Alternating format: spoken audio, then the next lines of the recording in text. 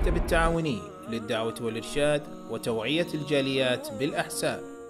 سبحان الله والحمد لله ولا إله إلا الله سبحان الله والحمد لله. अस्सलामु अलैकुम वरहमतुल्लाहि वबरकातुहू। आदाब व अयादतिल मरीद। अल्हम्दुलिल्लाह वस्सलातु वस्सलामु अला रसूलिल्लाह। अम्मा बाद। क़ाल नबी सल्लल्लाहु अलैहि वसल्लम अनिल बरा इब्न आदिब रज़ियल्लाहु अन्हु क़ाल अमरना नबी सल्लल्लाहु अलैहि वसल्लम बिसब्अ व नहाना अन सब्अ। अमरना बिइत्तिबाइल जनाइज़ व अयादतिल मरीद व इजाबतिद दाई व नस्रिल मज़लूम व इबरारिल क़स्मी व रद्दिस सलाम व तस्मीतिल आतिस व नहाना अन आनियतिल फ़िद्दा व ख़ातमिद दहबी वल हरीरी व दीबाज वल क़सी वल इस्तबरक़। रवाहुल बुखारी व मुस्लिम। आज के इस सभा में मैं आप लोगों को रोगी अथवा मरीज़ के अयादत के आदाब बतलाना चाहता हूँ। जिस दीने इस्लाम के हम मानने वाले हैं वो दीन यानी इस्लाम धर्म हमें ये शिक्षा देता है कि हम हर व्यक्ति के साथ उसके सम्मान के अनुसार, उसके आदर के अनुसार, उसके महिमा के अनुसार उसका ध्यान दें, उसका हाल चाल लें, उसके हृदय में प्रसन्नता डालें। हमारा इस बात पर विश्वास है कि अल्लाह जिसे चाहता है स्वास्थ्य देता है और अल्लाह जिसे चाहता है रोगी बना देता है। अल्लाह के अतिरिक्त कोई अन्य न हमें स्वास्थ्य प्रदान कर सकता है और न हमें रोगी बना सकता है और न ही हमारे रोग को दूर कर सकता है। इस पर हमारा विश्वास, ईमान और यकीन है। निसंदेह एक रोगी का हमारे ऊपर अनेक अधिकार हैं और रोगी के बीमार पुरसी करना, उसके हालचाल को जानने के लिए जाना एक शुभ तथा भला अथवा नेक काम है। अल्लाह के रसूल अकरम सल्लल्लाहु अलैहि वसल्लम ने हमें 7 चीज़ों के करने का निर्देश दिया है। नंबर 1 जनाजे के पीछे जाना। नंबर 2 बीमार का हाल चाल लेना, बीमार पुरसी करना, रोगी का हाल चाल लेना।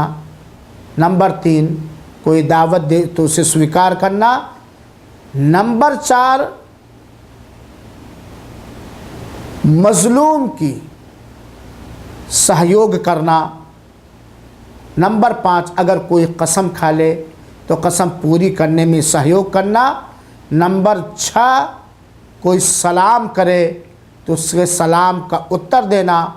नंबर 7 अगर कोई छींके तो उसके छींक का जवाब देना।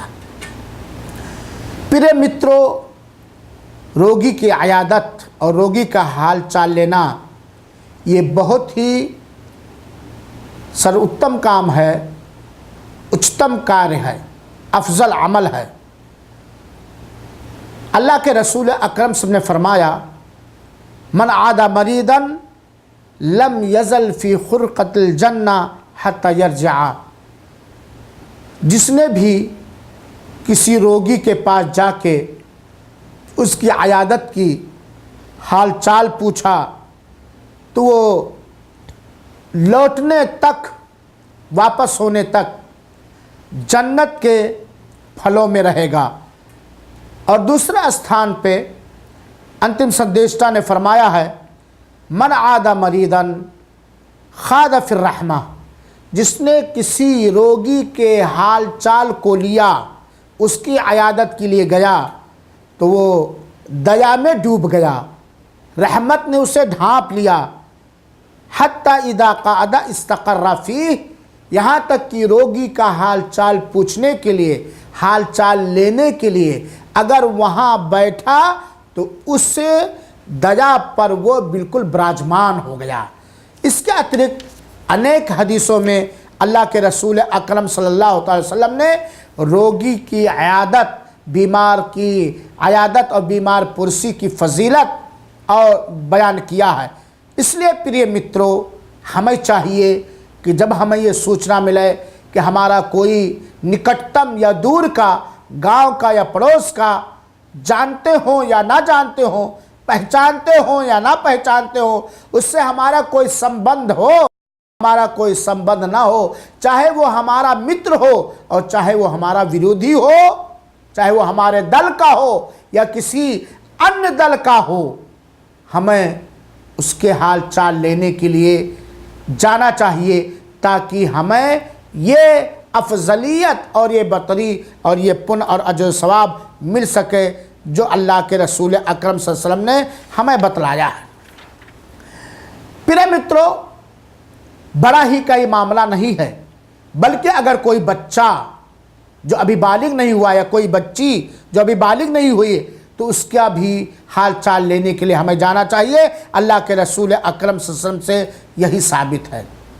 यहाँ तक कि कोई महिला बीमार हो जाए तो पुरुष लोग भी उसका हाल चाल लेने के लिए जा सकते हैं, और अगर कोई पुरुष बीमार हो जाए, रोगी हो जाए, तो महिला भी उसका हाल चाल लेने के लिए जा सकते हैं, और इस्लाम धर्म के दायरे में रहते हुए उससे कुछ बातचीत कर सकते हैं, पर्दे का पूरा ध्यान रख करके। यहाँ तक कि अगर कोई रोगी इस स्थिति में है कि वो बेहोश है, उसे कोई होश नहीं है, तो उसके भी अयादत के लिए हमें जाना चाहिए और उसका भी हमें हाल चाल मिलना चाहिए। ठीक है, हमारे जाने से उसे तो कोई लाभ नहीं मिलेगा, कोई तसल्ली नहीं मिलेगी, लेकिन उसके घर वालों के हृदय में प्रसन्नता दाखिल करने का, प्रवेश करने का ये एक साधन है। प्रिय मित्रों, एक सवाल आता है, क्या हम किसी मुशरिक, शिर्क करने वाले या किसी की काफिर रोगी के हाल चाल पूछने के लिए जा सकते हैं कि नहीं? तो इस्लाम धर्म बड़ा ही दयालु धर्म है। इस्लाम धर्म ये बड़ा ही दयालु धर्म है। इस प्रश्न का उत्तर देने के लिए हम एक हदीस आप सब लोगों के सामने पेश करते हैं कि यहूदी का एक लड़का जो अल्लाह के रसूल अकरम सल्लल्लाहु अलैहि वसल्लम का सेवक था, यहूदी का एक लड़का जो अल्लाह के रसूल अकरम सल्लल्लाहु अलैहि वसल्लम का खादिम अथवा सेवक था, वो बीमार हो गया। तो नबी करीम सल्लल्लाहु अलैहि वसल्लम उसकी हाल चाल को लेने के लिए, उसकी बीमार पुरसी के लिए, उसकी अयादत के लिए आए। इससे क्या पता चला कि किसी काफिर और मुशरिक का भी हाल चाल लेने, बीमार रोगी मुशरिक और काफिर का भी हाल चाल लेने के लिए हम जा सकते हैं। वहाँ जाके करना क्या चाहिए? अगर है हमारे बस में कर सकते हैं तो हमें उसे इस्लाम की ओर बुलाना चाहिए, जैसा कि अल्लाह के रसूल ने कहा, अस्लिम फ अस्लम, ऐ यहूदी के बच्चे तुम इस्लाम ले आओ। अतः वो इस्लाम ले भी आया।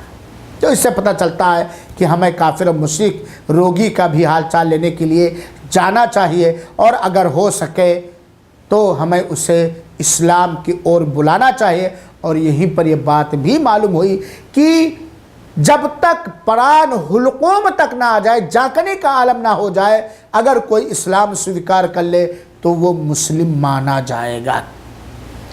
प्रिय मित्रों, रोगी के हाल चाल लेने के लिए कोई विशेष समय नहीं है। अलबत्ता रोगी के हालत के स्थिति के एतबार से जाना चाहिए, ऐसे समय में जाना चाहिए जब उसके सोने का समय ना हो या डिस्टर्ब होने का समय ना हो। किसी भी समय, रात हो या दिन हो, दोपहर हो, सुबह हो, 4 बजे हो, किसी भी समय हम उसके हाल चाल लेने के लिए जा सकते हैं। और ये समय का हम फैसला करेंगे कि किस समय जाना ये उचित होगा। एक प्रश्न ये है कि जब हम किसी रोगी के हाल चाल लेने के लिए हॉस्पिटल में या उसके घर पे जाएं तो कहाँ बैठें? क्या इस विषय में भी अंतिम संदेशता का कोई निर्देश है? तो अल्लाह के रसूल अकरम सल्लल्लाहु अलैहि वसल्लम जिस यहूदी बच्चे के हाल चाल लेने के लिए उसके बीमारी के समय आए थे, आप सल्लल्लाहु अलैहि वसल्लम उसके सर के पास बैठे थे, बगल में, और उस समय कहा था अस्लिम, तुम इस्लाम ले। इससे पता चलता है हमें मरीज़ के, रोगी के सर के पास बैठना चाहिए। यानी और अगर वहाँ स्थान नहीं है तो उससे निकटतम, उसके करीब और उसके नज़दीक हमें बैठना चाहिए और उससे हाल चाल पूछना चाहिए और उसके लिए दुआ करनी चाहिए, उसके लिए दुआ करनी चाहिए, उसे तसल्ली दिलाना चाहिए और उसके लिए दुआ करनी चाहिए। क्योंकि अल्लाह के रसूल अकरम जब किसी मरीज़, किसी रोगी के पास जाते थे तो उसके लिए दुआ करते थे। और रोगी के पास हम जाएं, बोलने की स्थिति में वो है और हमारे सवाल से, हमारे प्रश्न उसे कोई परेशानी नहीं होती है, तो हमें उससे हाल चाल पूछना चाहिए। कैसे हो, कैसी स्वास्थ्य है, कैसा लग रहा है, और हमें उससे ढारस बंधाना चाहिए। घबराओ नहीं, परेशान, आप अच्छे हो जाओगे, बहुत अच्छे हो जाओगे। आप हॉस्पिटल से निकल करके आओगे, आपका रोग कम हो रहा है, आप अच्छे दिख रहे हो, पहले से बहुत अच्छे दिख रहे हो, पहले से बहुत अच्छे दिख रहे हो। इस तरह के शब्द हमें कहना चाहिए मेरे भाइयों साथियों। और कहना चाहिए ला बासा तहुरुन इंशाअल्लाह। जब किसी बीमार को हम देखें तो कहें, तसल्ली दिला, ला बासा तहुरुन इंशाअल्लाह, कोई बात नहीं, अवश्य तुम्हें स्वास्थ्य पर मिलेगी, या कोई बात नहीं, ये जो रोग आया है इसके द्वारा अल्लाह ताला तुम्हारे पाप को क्षमा करेगा, माफ़ कर देगा। तुम सब्र करो, हिम्मत से काम लो, घबराओ नहीं, अल्लाह को याद करो, ज़िक्र अस्कार करो, तौबा इस्तिग़फ़ार करो, ये दुआ पढ़ो, ये दुआ पढ़ो, ये दुआ पढ़ो। क्या बीमार के पास, रोगी के पास हमें रोना चाहिए?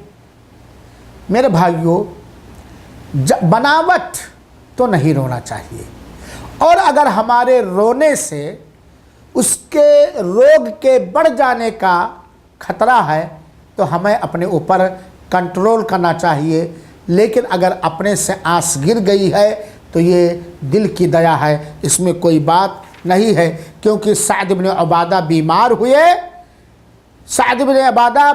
अल्लाह के रसूल अकरम सल्लल्लाहु अलैहि वसल्लम अब्दुर्रहमान इब्न औफ के साथ, साद बिन अबी वक्कास, अब्दुल्लाह बिन मसूद के साथ आए उनका हाल चाल लेने के लिए। और जब अल्लाह के रसूल अकरम सल्लल्लाहु अलैहि वसल्लम उनके पास आए तो हदीस में आता है कि अल्लाह के रसूल रो पड़े और आपकी रुराई को देखकर आपके संग जो लोग थे वो भी रो पड़े। मेरे भाइयों साथियों के, जैसा कि मैंने आप लोगों को बतलाया है कि जब भी हम किसी रोगी का हाल चाल लेने के लिए आए तो हम कहें ला बासा तहुरुन इंशाअल्लाह, कोई बात नहीं, तुम्हें शिफा मिल जाएगी, या कम से कम इस रोग के द्वारा अल्लाह ताला तुम्हारे पाप को दूर कर देगा। या इसी प्रकार हम कहें अल्लाहुम्मा रब्बन नास अज़हिबिल बास वश्फी अंत शाफ़ी ला शिफा इल्ला शिफाउक शिफा अल्ला युगादिरु सकमा। उसके शरीर पर हम अपना हाथ रखें ताकि उसे कुछ ढारस बंधे और हम उसके लिए वो दुआ पढ़ें जो अल्लाह के रसूल अकरम सल्लल्लाहु अलैहि वसल्लम से साबित है। मरीज़ पर हम हाथ भी रखते हैं, हाथ रखने से ये एक तरह से उसे संतोष प्रदान होता है, एक तरह से उसे मानूसियत महसूस होती है, उसका रोग के कारण जो दुखी है वो दुख थोड़ा हल्का पड़ जाता है मेरे भाइयों और साथियों। तो हमें उसके पेशानी पर हाथ रखना चाहिए, उसके पीठ पर, उसके पेट पर, जैसा मुनासिब हो जिस स्थान पर, तो हमें उसके हाथ पर, जिस्म पर, शरीर पर हाथ रखना चाहिए प्यार के साथ, मोहब्बत के साथ। प्रिय मित्रों और साथियों, एक बात और मैं बता दूं कि रोगी पर वो दुआएं पढ़ करके उसके रोग को झाड़ने की संघर्ष करनी चाहिए, कोशिश करनी चाहिए, प्रयास करनी चाहिए, जिन दुआओं को अल्लाह के रसूल अकरम सल्लल्लाहु अलैहि वसल्लम रोगियों पर पढ़ते थे। जैसे ये है कि कुल औदु बिरब्बिल फलक पढ़ करके फूंक दिया, कुल औदु बिरब्बिन नास पढ़ करके फूंक दिया। अल्लाह के रसूल अकरम सल्लल्लाहु अलैहि वसल्लम इसलिए कहते थे सूरह फातिहा पढ़ करके फूंक दिया, पूरे सूरह फातिहा पढ़ करके फूंक दिया। या अदहबिल बास रब्बन नास वशफी अंता शाफी ला शिफा इल्ला शिफाउक शिफा ला युगादिरु सकमा, ये पढ़ देना चाहिए। या ये पढ़ना चाहिए बिस्मिल्लाह अर्कीक मिन कुल्li शैइन युदीक मिन शर्रि कुल्li नफ्सिन औ आइनिन हासिदिन अल्लाह यशफीक बिस्मिल्लाहि अर्कीक। इसी प्रकार बिस्मिल्लाह तुरबत अर्दिना बिरीक़ इबादिना युशफा सकीमुना बेइज़्नि रब्बिना। इसी प्रकार और अनेक दुआएं भी हैं मेरे भाइयों साथियों, ये दुआएं हमें पढ़नी चाहिए। और अगर हम किसी रोगी के पास गए हैं और हमें ये एहसास हो जाए कि अब ये इसकी आखिरी सांस है, तो हमें चाहिए कि हम उसे ला इलाहा इल्लल्लाह कहने की तलकीन करें। और अगर उसकी मृत्यु हो जाए तो हम फ़ौरन उसके दोनों आँखों को ढक दें, उसके मुंह को बंद कर दें और उसके दोनों आँखों को ढक दें और उसके लिए बख्शिश और मग़फ़िरत की दुआ करें। प्रिय मित्रों, ये याद रहे अंतिम हमारी बात इस विषय के संबंध में कि जब हम किसी मरीज़ के पास जाएं या किसी मृतक के पास जाए उसको देखने के लिए, तो हमें उसके लिए अच्छाई की दुआ करनी चाहिए, क्योंकि जो दुआ हम करेंगे उस पर फरिश्ते आमीन कहते हैं। तो हमें उसके स्वास्थ्य की दुआ करनी चाहिए। अगर मर चुका है तो उसके बख्शिश और मग़फ़िरत और क्षमता की दुआ करनी चाहिए, क्योंकि उस वक्त फरिश्ते आमीन कहते हैं। अल्लाह ताला से हमारी ये प्रार्थना है कि अल्लाह ताला हमें हर प्रकार के रोग से बचाए रख, तू ही बचाने वाला है। और हमारे मुस्लिम समुदाय में जो रोग है अल्लाह उस रोग को दूर कर दे और इस्लाम पर हमें मृत्यु दे। आमीन। वसल्लल्लाहु वसल्लम अला नबीना मुहम्मदिन सल्लल्लाहु अलैहि वसल्लम व आखिरु दावाना अनिल हम्दुलिल्लाहि रब्बिल आलमीन। वस्सलामु अलैकुम व रहमतुल्लाहि व बरकातुहू।